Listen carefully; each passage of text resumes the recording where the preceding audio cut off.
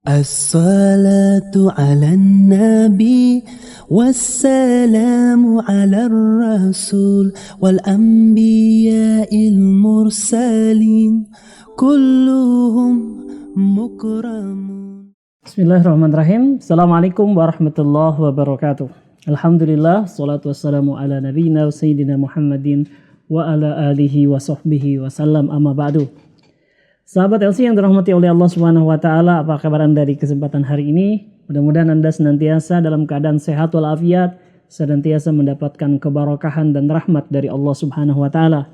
Alhamdulillah, pada kesempatan kali ini kita bisa berjumpa kembali dalam rubrik Sirah Nabawiyah, yaitu pelajaran seputar biografi kehidupan Nabi kita yang mulia, Nabi Muhammad SAW. Kita akan lanjutkan peristiwa yang dikenal dengan peristiwa hijrah ke kota Madinah. Sahabat LC yang terhormati oleh Allah Subhanahu wa taala, sekedar untuk mereview atau mengulang kembali apa yang sudah kita bahas pada pertemuan yang lalu, bahwa Nabi Muhammad SAW sudah diperintahkan oleh Allah Subhanahu wa taala untuk memberangkatkan para sahabat yang berada di Mekah menuju suatu tempat yang disebut dengan kota Yathrib atau kota Madinah. Maka Nabi SAW segera memerintahkan para sahabat untuk berhijrah ke tempat tersebut atau ke kota tersebut, dan semuanya diwajibkan untuk berhijrah tanpa terkecuali, ya, yaitu mereka kaum mukminin atau mukminah, laki-laki ataupun perempuan, dewasa atau anak-anak, orang hamba sahaya atau orang merdeka, semuanya, kecuali yang memang masih ada halangan syar'i atau udzur syar'i seperti sakit, sudah tua, atau sebab-sebab yang lainnya, maka mereka boleh menunda hijrah, tapi dengan catatan kalau sudah memungkinkan untuk bisa hijrah, mereka juga harus segera berangkat. Maka di pertemuan yang lalu kita melihat bagaimana pengorbanan para sahabat untuk memenuhi perintah dari Allah dan Rasulnya tersebut. Mereka berhijrah ya, dengan segala upaya dan tantangan serta penghalang-penghalang yang harus mereka hadapi. Ada kisah hijrahnya seorang atau sebuah keluarga, yaitu Ummu Salamah, ya, yang berhijrah. Mereka satu keluarga ingin berhijrah, lantas kemudian dipisahkan, dihalang-halangi, ya. Kemudian hijrahnya seorang sahabat yang mulia yang disebut dengan Suhaib Ar-Rumi, ya, yang dia dicegah untuk hijrah kecuali setelah dia memberikan seluruh hartanya, maka dia akan diizinkan untuk hijrah. Dan kisah-kisah yang lainnya ini menunjukkan pengorbanan yang luar biasa. Dan para sahabat siap mereka untuk menginfakkan atau memberikan apa saja yang mereka miliki demi memenuhi perintah Allah Subhanahu wa taala, demi masa depan Islam yang lebih gemilang. Sebuah hal yang harusnya kita mencontoh mereka, meneladani mereka. Ya, bahwa mereka yang paling penting buat mereka adalah keimanan mereka, keislaman mereka, bebas menerapkan syariat Allah Subhanahu wa taala di mana saja mereka berada. Ya, ini yang terjadi, gitu kan? Tinggal sekarang adalah Nabi SAW dan beberapa orang sahabat lainnya, diantaranya Abu Bakar As-Siddiq radhiyallahu an, Ali bin Abi Thalib, dan beberapa orang sahabat lainnya yang mereka belum berangkat untuk berhijrah. Nah, kita beralih kepada situasi yang terjadi di tengah-tengah orang-orang Quraisy atau pemimpin-pemimpin kafir Quraisy yang ternyata walaupun mereka berusaha untuk mencegah, memboikot, memblokade jalur hijrah para sahabat, toh akhirnya para sahabat tersebut bisa pergi meninggalkan Mekah dan sampai di Madinah. Ya, tentu ini adalah kondisi yang sangat berbahaya buat orang-orang Quraisy. Ya, sahabat-sahabat Nabi Muhammad SAW sudah pergi dan mereka meyakini bahwa Nabi SAW juga sebentar lagi akan pergi meninggalkan mereka. Ya, akan menyusul para sahabat menuju ke kota Madinah. Ya, dan ini mereka tidak bisa bayangkan kalau ini terjadi. Ya, seperti yang saya sudah sampaikan kemarin, bahwa Madinah ini kalau misalkan Nabi SAW tinggal di sana, ya, mendapatkan dukungan dari penduduk Madinah, maka ini dampaknya sangat luar biasa terhadap Mekah, ya, atau orang-orang kafir Quraisy sendiri. Bahwa kalau misalkan Rasulullah sampai ke Madinah lantas didukung oleh orang-orang Madinah, niscaya beliau memiliki kekuatan yang dahsyat, ya. Baik kekuatan militer, kekuatan bersenjata, kekuatan ekonomi, ya, kekuatan politik. Kenapa disebut demikian? Karena kita tahu bahwa Madinah itu penduduk aslinya adalah Aus dan Khazraj. Dan suku Aus dan Khazraj ini di daerah Jazirah Arab terkenal mereka ini adalah kaum yang kuat. Ya, mereka adalah kaum yang tabah dalam pertempuran-pertempuran, ya. Sehingga secara militer ini akan menciptakan sebuah kekuatan yang luar biasa yang mungkin Quraisy sendiri tidak percaya diri bisa mengalahkan orang-orang Aus dan Khazraj dari kota Madinah. Kemudian ekonomi, ya, kalau misalkan Madinah itu kemudian bergabung dengan Nabi Muhammad SAW dan kemudian karena mereka menganggap, orang Quraisy itu menganggap bahwa Nabi itu akan berperang dengan mereka. Kalau seandainya nanti orang-orang Madinah, Aus dan Khazraj itu bergabung dengan pihak Nabi, ya, lantas kemudian melakukan boikot ekonomi, maka yang paling dirugikan adalah Quraisy. Kenapa? Karena Quraisy selama ini perekonomian mereka, kemudian bahan-bahan pokok mereka itu sangat tergantung pada impor. Ya, mereka mengimpor barang dari berbagai negeri, termasuk yang paling banyak adalah dari negeri Syam. Dan untuk mendapatkan barang-barang yang penting untuk mereka ada di Mekah itu, mereka harus ngimpor dari Syam. Mereka harus ngambil dari Syam. Ya, mereka juga punya barang-barang dagangan yang diambil dari negeri Habasyah atau dari negeri Yaman. Ya, itu kemudian dijual di Syam, laku keras. Gitu ya. Jadi secara keuangan juga sangat menguntungkan mereka. Tapi ketika Madinah ini dikuasai, maka jalur perdagangan mereka menuju Syam akan tertutup. Ya, mereka sudah tidak bisa lagi belanja barang di Syam, tidak bisa juga menjual barang di Syam. Ini luar biasa, ya, akan menciptakan kerugian yang sangat luar biasa bagi orang-orang Quraisy. Ya. Kemudian secara politik, bahwa Nabi SAW ketika di Mekah beliau tidak punya posisi apa-apa. Bahkan beliau dihinakan oleh orang-orang Quraisy. Tapi kalau pindah ke Madinah, maka beliau berpeluang diangkat menjadi pemimpin.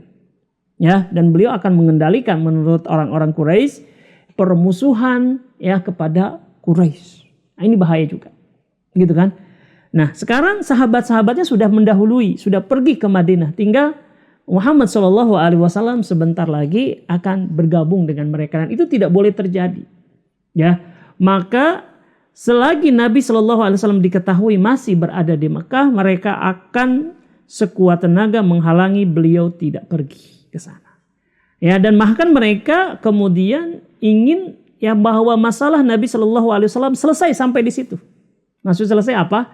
Ya, sudah tidak akan ada lagi Muhammad SAW yang membuat mereka pusing.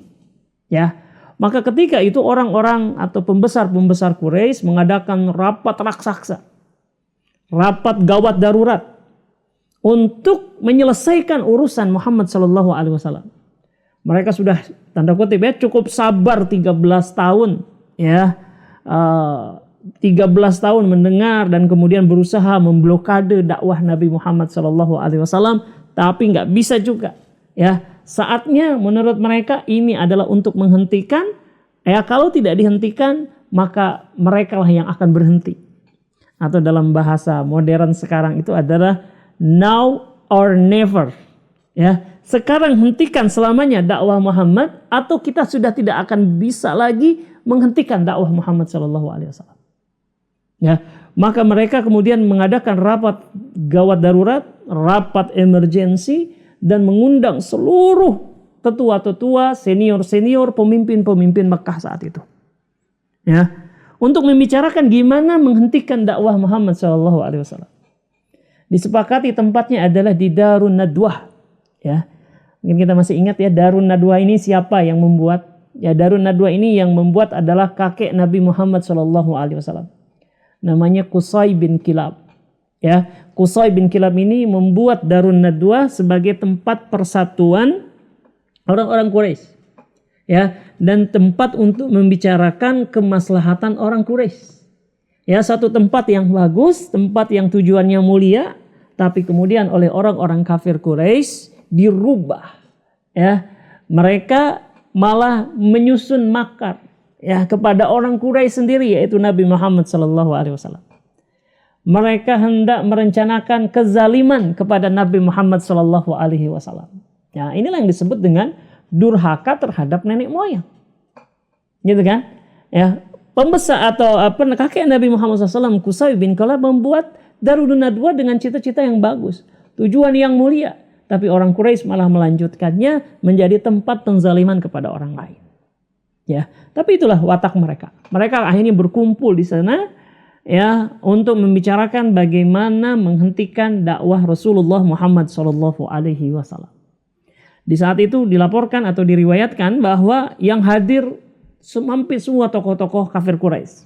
Ya, ada Abu Jahal, ya, kemudian ada Syaibah bin Rabi'ah, ada Utbah bin Rabi'ah, ada Abu Sufyan bin Harb, ya. Kemudian ada lagi An-Nadhr bin Haris. Kemudian ada Umayyah bin Khalaf dan yang lain-lainnya. Semuanya adalah gembong-gembong kekafiran dari Quraisy. Itu ya. Semuanya datang. Untuk apa? Gimana caranya menghentikan dakwah Muhammad sallallahu alaihi wasallam? Maka mereka kemudian ya saling berbicara, saling memberikan ide. Dalam satu riwayat disebutkan bahwa saking pentingnya rapat tersebut, iblis ya yang merupakan musuh abadi manusia yang sudah memusuhi nenek moyang Nabi Muhammad SAW dan nenek moyang kita semua yaitu Nabi Adam alaihi salam ikut di tempat itu, ikut rapat ya. Ketika itu dia menyerupakan dirinya dengan seorang laki-laki tua ya, ketika orang-orang banyak yang nggak kenal siapa orang itu ya, karena penduduk Quraisy ketika itu kan nggak terlalu banyak ya, apalagi tokoh-tokohnya jelas lebih sedikit. Tapi ada satu tokoh tua yang mereka tidak tahu, ya. Tapi walaupun mereka tidak kenal, diizinkan ikut dan bahkan dia menjadi posisi penting di rapat itu. Ngapain iblis di situ? Ya karena iblis berkepentingan untuk menghentikan dakwah Islam. Ya iblis berkepentingan untuk supaya ya kepentingannya menyebarkan kerusakan di tengah-tengah umat manusia itu tidak terhalang dengan adanya dakwah Nabi Muhammad SAW. Jadi dia ikut di situ.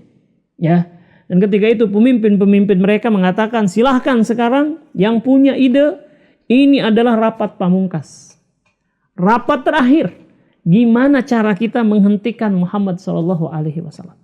Yang punya ide, ya, dan ini tetua kita dari Najd, ya maksudnya iblis karena dia menyerupakan diri sebagai orang tua dari Najd, ya. Orang tua biasanya bijaksana gitu kan, orang tua biasanya mereka punya pandangan-pandangan yang lebih komprehensif gitu ya. Nah ini dianggapnya seperti itu. Nah ini saudara kita orang tua dari Najd, dia juga sangat berkepentingan untuk menghentikan dakwah Muhammad SAW. Nah silahkan yang punya ide. Ya maka masing-masing di antara mereka kemudian memberikan ide. Ada yang mengatakan kita Muhammad SAW ini kita penjarakan saja seumur hidup. Ya. Gak boleh keluar, pokoknya penjarakan seumur hidup, gitu ya. Nah, ini sekilas ide ini bagus ya, tidak akan membuat Rasulullah SAW bisa keliling, bisa berdakwah, ya, bisa dibatasi. Tapi kemudian orang lain juga berpikir bahwa Muhammad SAW ini bukanlah orang sembarangan, ya. Dia ini sudah memiliki ratusan pendukung, yang ratusan pendukung ini mengambil teladan dari beliau. Ya, dari tata caranya, akhlaknya, bahkan gaya bicaranya. Ya, walaupun Muhammad SAW di penjara, pendukung-pendukungnya bisa bebas. Dan kelak mereka ya akan membawa orang-orangnya dan akan membebaskan Muhammad SAW. Kita nggak bisa cegah. Ya, kata iblis bahwa ide ini ditolak, kurang pas, gitu ya. Lantas ada lagi di antara mereka yang mengusulkan bahwa Nabi SAW diusulkan untuk diusir saja dari Mekah, ya. Kalau diusir maka orang Mekah nggak akan mikirin Muhammad SAW. Ini kan pendukungnya udah pada pergi tuh ke Madinah. Biarin aja kita usir aja sekalian Muhammad SAW. Gitu ya. Nah, bagaimana? Apakah ide ini makul? Ide ini bisa diterima? Ternyata nggak diterima. Ya, mereka tuh tahu bahwa Muhammad SAW dan Islam itu ya, itu punya kaitan yang sangat-sangat erat dengan kota Mekah. Kota Mekah bagi orang Islam adalah kota suci. Kota lambang ketauhidan kepada Allah Subhanahu wa taala sebagaimana dulu Nabi Ibrahim dan Nabi Ismail sebagai leluhur mereka, ya, ini menjadikan Mekah, menjadikan Ka'bah sebagai pusat tauhid kepada Allah Subhanahu wa taala. Nah, kalau kemudian beliau diusir, punya kekuatan, ya, maka yang terpenting dan yang pertama akan dilakukan adalah membebaskan Mekah dari kesyirikan-kesyirikan yang dipraktekkan oleh pembesar-pembesar Quraisy itu. Jadi malah kalau mengusir ini membahayakan kota Mekah, membahayakan agama orang-orang Quraisy, yaitu agama kesyirikan. Jadi nggak tepat, gitu ya. Nah, kemudian masing-masing di antara mereka memberikan ide-ide yang kebanyakan ide itu ditolak oleh iblis. Rapat ini seru, ya, memeras otak, memeras pikiran, ya. Tapi bukan untuk meninggikan kalimat Allah. Bukan untuk kemaslahatan manusia, semata-mata untuk makar, yaitu ya, menihilkan dakwah Nabi Muhammad SAW, memadamkan cahaya dakwah Nabi Muhammad SAW. Inilah makar. Ya, maka Allah Subhanahu Wa Taala itu mengibaratkan apa yang mereka lakukan itu sebagai makar. Ya, Allah berfirman dalam Quran surat Al-Anfal ayat 30. A'udzubillahi minasyaitonirrajim. Wa idh yamkuru bikal ladzina kafaru liyusbituka aw yaqtuluka aw yukhrijuka wa yamkuruna wa yamkurullah wallahu khairul makirin. Ya.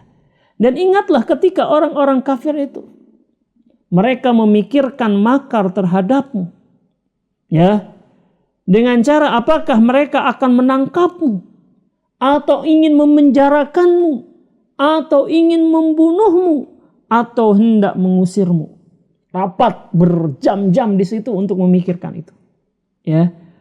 Wa yamkuruna wa yamkurullah, mereka sedang memikirkan makar. Dan Allah akan balas makar mereka tersebut. Ya. Wallahu khairul makirin, dan Allah lah sebaik-baik pembalas makar mereka. Itu ya. Ini yang dilakukan. Ya. Jadi kebanyakan ide itu ditolak oleh iblis. Iblis itu seperti pemutus, ya, gitu ya, pemutus perkara itu. Strategi mana yang akan digunakan untuk memadamkan cahaya dakwah Nabi Muhammad SAW. Ya, tetapi ya, ketika mereka memeras pikiran dan segala macam, tidak ada ide yang lebih sejitu, yang lebih diterima oleh semuanya, bahkan iblis juga setuju, gitu ya, daripada ide Abu Jahal. Ya. Abu Jahal ini punya ide, ya, karena mengusir terus memenjarakan bahwa kaum Muhammad SAW, kabilah beliau itu tidak akan membiarkan, ya, dimanapun juga kabilah Bani Hashim punya kekuatan, gitu ya. Kalau mereka melawan, ini akan merepotkan orang-orang Quraisy semuanya.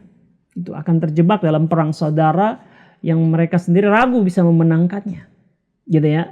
Nah, sampai kemudian Abu Jahal punya ide, ya, kita supaya orang-orang Bani Hashim tidak bisa melawan, ya, atau mereka ngeper, ya, mereka merasa lemah, ya, menghadapi seluruh orang-orang Quraisy, ya, saya usulkan kita membunuh Muhammad SAW supaya selesai dakwanya. Jadi dia pikir dengan membunuh Nabi, ya, itu benar-benar akan selesai urusan itu, gitu kan? Ya. Padahal pembunuhan terhadap para Nabi Allah Subhanahu Wa Taala bukan barang baru. Ya, zaman dulu orang-orang Yahudi, orang-orang Bani Israel juga membunuh nabi-nabi mereka. Ya, tapi ternyata kemudian Allah Subhanahu Wa Taala tetap, ya, mempertahankan agama ini, ya, dan kemudian menjayakan agama ini, gitu.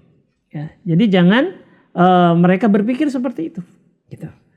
Nah, kemudian tapi itulah yang diputuskan oleh Abu Jahal, diusulkan oleh Abu Jahal, mereka akan membunuh Nabi supaya nggak ada balasan dari Bani Hashim, ya, maka eksekutornya ini dipilih dari perwakilan setiap kabilah. Ya, terutama kabilah-kabilah yang kuat. Di Mekah itu ada sekitar 10 sampai 15 kabilah yang kuat. Ya. Sehingga kalau misalkan Bani Hashim itu mau membalas, dia akan pikir ulang. Ya, tidak akan bisa memerangi 15 kabilah yang kuat di Mekah. Ya. Nah, jadi eksekutornya dipilih para pemuda yang kuat untuk membunuh Nabi Muhammad SAW, mengeksekusi Nabi Muhammad SAW. Ya. Supaya apa? Supaya nggak bisa pergi hijrah dan selesai dakwahnya. Dan inilah yang disepakati, dan iblis pun setuju dengan ide ini. Ya, lihat ya, betapa jahatnya Abu Jahal. Ya, dia gunakan akalnya, dia gunakan, yang dikatakan bahwa Abu Jahal bukan berarti dia itu jahal artinya bodoh, bukan, ya. Tapi dia bodoh disebut karena dia menggunakan akalnya untuk memerangi agama Allah, untuk memadamkan cahaya Allah Subhanahu wa taala. Gitu ya. Ya. Nah, ini yang disepakati, bahkan waktunya juga disepakati. Ya, waktunya disepakati yaitu ketika beliau sedang terlelap, pendukungnya juga sedang tertidur, ya Bani Hashim juga sedang lengah, ya maka mereka akan mengepung rumah Nabi Muhammad SAW. Begitu beliau bangun, mereka akan membunuh Rasulullah SAW. Nah, inilah yang diketuk oleh majelis di Darun Nadwa itu sebelum Nabi SAW hijrah, gitu ya. Nah, rupanya kemudian hasil rapat dari Darun Nadwa ini kemudian diberitahukan oleh Allah Subhanahu wa taala kepada Nabi Muhammad sallallahu alaihi wasallam. Malaikat Jibril diutus untuk memberitahukan tentang rencana orang-orang kafir Quraisy ini. Ya, sekaligus memberitahukan kepada Nabi Muhammad sallallahu alaihi wasallam ya bahwa beliau sudah saatnya harus pergi meninggalkan kota Mekah. Jadi ini sudah gawat darurat. Gitu kan? Nah, sebenarnya Nabi Shallallahu Alaihi Wasallam itu masih menunda-nunda ya untuk pergi hijrah. Kenapa? Ya karena beliau memang pertama belum diperintah oleh Allah Subhanahu Wa Taala. Yang kedua, beliau itu sangat sayang kepada Mekah dan penduduknya. Ya bagaimanapun Mekah ya yang keadaannya sekarang ini adalah kota yang disucikan oleh Allah. Tanahnya adalah tanah haram. Ya. Yang di situ ada Ka'bah di mana pusat peribadatan kepada Allah Subhanahu wa taala, lambang tauhid yang sejati. Ya, dan beliau begitu cinta kepada Mekah, gitu ya. Seandainya tidak karena keadaan gawat darurat, yaitu terancamnya Nabi Muhammad SAW akan dieksekusi oleh orang-orang kafir Quraisy, dan kemudian juga adalah perintah dari Allah Subhanahu wa taala, beliau nggak akan meninggalkan Mekah. Ya, sampai nanti ketika beliau meninggalkan kota Mekah, beliau mengucapkan, ya Mekah, sesungguhnya engkau adalah bagian bumi yang paling aku cintai. Bagian bumi Allah yang paling aku cintai. Kalau aku nggak dipaksa untuk pergi, aku nggak akan pergi. Aku nggak akan keluar dari Mekah. Gitu ya. Nah, kemudian itu disampaikan kepada Nabi Muhammad SAW, diturunkan kepada beliau, wa idh yamkuru bikal ladzina kafaru liyusbituka aw yaqtuluka aw yukhrijuka. Ya, dan ingatlah ketika orang-orang kafir itu memikirkan tipu daya, merencanakan tipu daya untuk menangkapmu, memenjarakanmu dan membunuhmu. Maka saatnya Nabi SAW harus pergi. Ya, harus segera hijrah. Ya, dan beliau Rasulullah SAW segera menjalankan perintah itu. Ya, walaupun beliau sangat cinta kepada Mekah. Ya, maka yang pertama kali beliau lakukan adalah gimana caranya hijrah. Beliau rencanakan ya perencanaan hijrah, dan ketika itu beliau harus memilih teman. Gitu ya. Harus memilih teman, ya tetapi pemilihan teman ini juga adalah atas petunjuk dari Allah Subhanahu wa taala. Kalau Allah nggak kasih petunjuk, nggak kasih tunjuk siapa orang yang akan menemani beliau, beliau juga nggak akan milih orang itu. Ya. Maka beliau memikirkan gimana caranya supaya hijrah, bisa hijrah ke Mekah, dari Mekah ke Madinah. Karena seluruh pintu-pintu perbatasan Mekah sudah ditutup, ya, dan juga waktunya sangat sempit sekali, ya. Orang Quraisy entar malam itu mereka mau mengeksekusi Nabi Muhammad SAW. Maka di waktu itu, ya, di waktu siang hari itu beliau segera kemudian mendatangi Abu Bakar, ya, Abu Bakar. Sebenarnya Abu Bakar ini sudah ingin segera menyusul para sahabat. Waktu itu Abu Bakar sudah bersiap-siap, berkemas-kemas. Ya, jadi ini sebelum ada rapat di Darun Nadwa. Ya, beliau lewat di rumah Abu Bakar, lantas melihat Abu Bakar sedang kemas-kemas. Ya, mau kemana engkau wahai Abu Bakar? Saya akan segera hijrah ya Rasulullah. Ya, kata Nabi, tunggulah sebentar. Ya, semoga Allah Subhanahu Wa Taala memberikan kepadamu teman hijrah yang terbaik. Kalau Nabi sebenarnya ingin, ya, yang menemani hijrah itu tersebut adalah Abu Bakar. Cuma Nabi SAW belum diperintahkan atau belum diberitahu bahwa Abu Bakar lah yang akan menemani hijrah beliau. Maka beliau mengatakan, semoga Allah memberikan teman hijrah yang paling bagus buatmu. Gitu ya. Dan Abu Bakar pun ya sebenarnya juga ingin menemani Nabi Muhammad SAW hijrah ke Madinah. Tapi beliau nggak mau lancang kepada Rasulullah SAW. Nggak mau, ya Rasulullah biar saya saja yang menemani Anda. Ya mungkin Nabi mau hijrah tapi dengan yang lainnya. Sehingga Abu Bakar pun tidak mengatakan itu. Ya, kata Abu Bakar, iya ya Rasulullah. Ya, saya bahkan sudah punya 2 kendaraan, 2 unta yang akan saya gunakan. Ini dua-duanya adalah unta yang terbaik. Ya, Maka kata Rasulullah SAW, tunggulah ya keputusannya. Gitu kan. Nah, kemudian di waktu itu di siang hari setelah Darun Nadwah rapat dan malaikat Jibril memberitahukan tentang rencana orang-orang Quraisy yang akan mengeksekusi Nabi Shallallahu Alaihi Wasallam di waktu malam hari. Ya, di siang hari, di tengah hari bolong, cuaca di Makkah sangat panas. Ya, tidak ada orang yang keluar waktu itu dari rumah-rumah mereka. Nabi Shallallahu Alaihi Wasallam keluar. Ya, dan datang ke rumah Abu Bakar As-Siddiq radhiyallahu an. Sampai membuat Abu Bakar As-Siddiq radhiyallahu an ini kaget. Ya, kok nggak biasa biasanya Nabi Shallallahu Alaihi Wasallam datang di waktu siang hari, tengah hari bolong. Ya, dan beliau menutup wajahnya, khawatir ketahuan sama yang lain. Ini pastilah ada sesuatu yang penting. Ya, ditanya, ada apa ya Rasulullah? Tidak biasanya Anda datang di siang hari bolong dan Anda menutup diri Anda.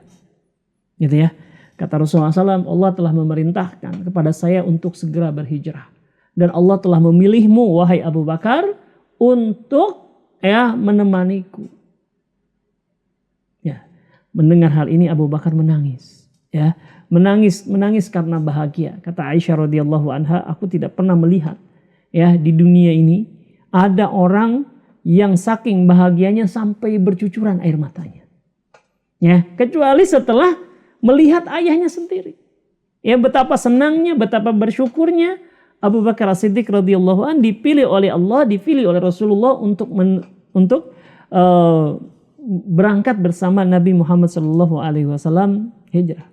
Ya, akhirnya disepakati nanti Anda ya Abu Bakar nggak perlu datang ke rumah saya. Kita janjian di satu tempat. Ya, kita janjian di satu tempat di mana kita akan berangkat bareng.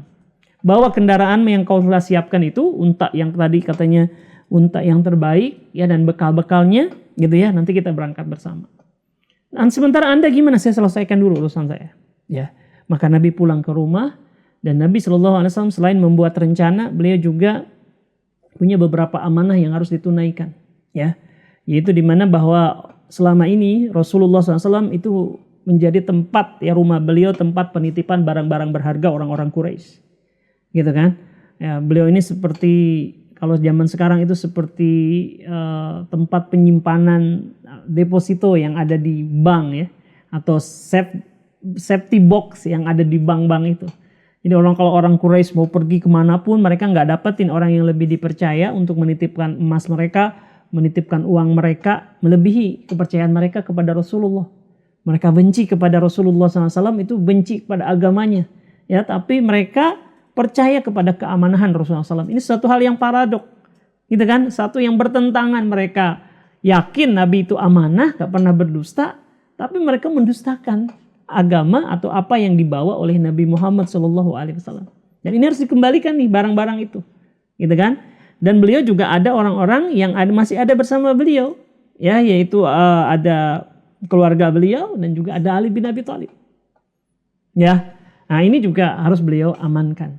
Ya, nah nanti insya Allah kita akan bahas bagaimana Nabi SAW hijrah dari rumah beliau menuju ke Madinah. Nah inilah yang bisa kita sampaikan pada kesempatan kali ini, yaitu kisah rapat di Darun Nadwah, ya, kisah makar orang-orang kafir Quraisy untuk membunuh Nabi Muhammad SAW sesaat sebelum beliau hijrah. Tetapi kemudian ya digagalkan oleh Allah Subhanahu Wa Taala, diberitahukan. Ya, jadi beliau sudah berangkat sebelum orang Quraisy itu menjalankan rencana mereka untuk membunuh Nabi Muhammad SAW. Ya itulah ya pertolongan dari Allah Subhanahu Wa Taala, dan mereka ingin memadamkan cahaya Allah Subhanahu Wa Taala, tetapi Allah malah menyempurnakan cahayanya. Demikian apa yang bisa disampaikan pada kesempatan kali ini. Mudah-mudahan kita bisa menarik faidah dari kisah tersebut. InsyaAllah lanjutkan pada kisah-kisah selanjutnya. Wallahu a'lam bishawab. Subhanakallahumma bihamdika asyhadu an la ilaha illa anta astaghfiruka wa atubu ilaik. Assalamualaikum warahmatullahi wabarakatuh. Blessings be upon Nabi, peace be upon the messenger and the prophets who were sent. All of them were on